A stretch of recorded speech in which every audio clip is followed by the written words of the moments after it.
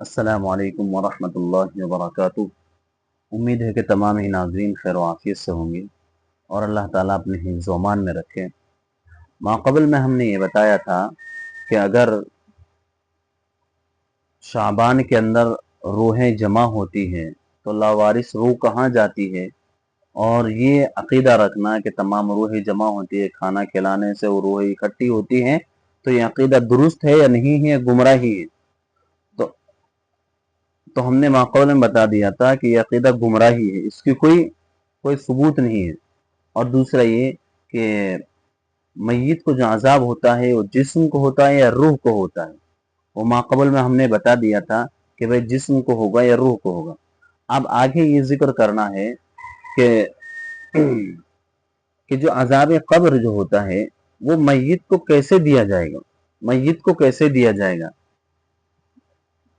तो उसके जवाबन में अर्ज़ ये है कि रूह की जो असल कैफियत है वो अल्लाह ताला के इल्म में है, हमारे इल्म वहाँ तक नहीं पहुँच सकता है।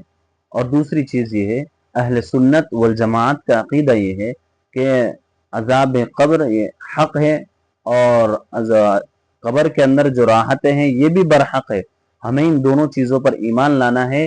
अहले सुन्नत वल जमात इसी को कहते हैं और ईमान भी इसी को कहते हैं कि इन बातों पर हमें ईमान लाना है। और अज़ाब ये किस तरीके से होगा वो अल्लाह ताला के इल्म में है, अल्लाह ताला जानते हैं, हमें सिर्फ इस पर ईमान लाना है। और दूसरी चीज़ ये है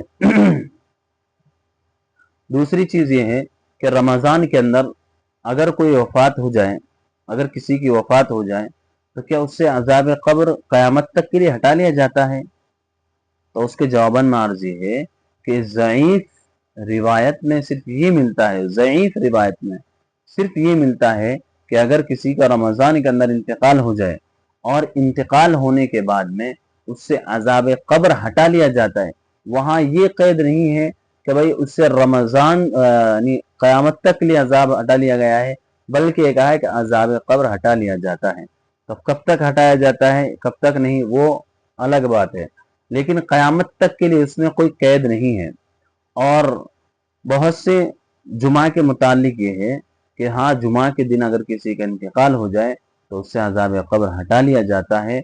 ये हदीसें ज़ईफ़ हैं, लेकिन फ़ज़ाइल के एतबार से ये हदीसें चल जाती हैं।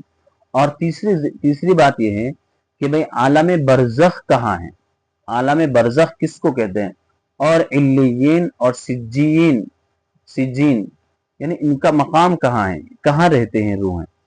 तो पहला तो ये है कि आलम बरज़ख़ कहते किसको है। आलम बरज़ख़ किसी जगह का नाम मुतय्यन नहीं है, बल्कि ये मरने के बाद से क़यामत तक का जो वक़्फ़ा है, जो हशर तक वक़्फ़ा है, उसको आलम बरज़ख़ कहा गया है।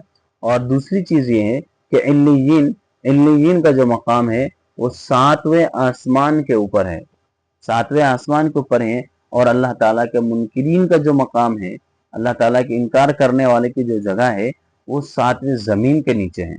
तो ये किसी जगह का नाम नहीं है कि आलम बरज़ख़ कहाँ पर है, ये कोई जगह का नाम नहीं है। अल्लाह ताला हम सबको अमल करने की तौफ़ीक़ अता फ़रमाए। अस्सलामु अलैकुम व रहमतुल्लाह।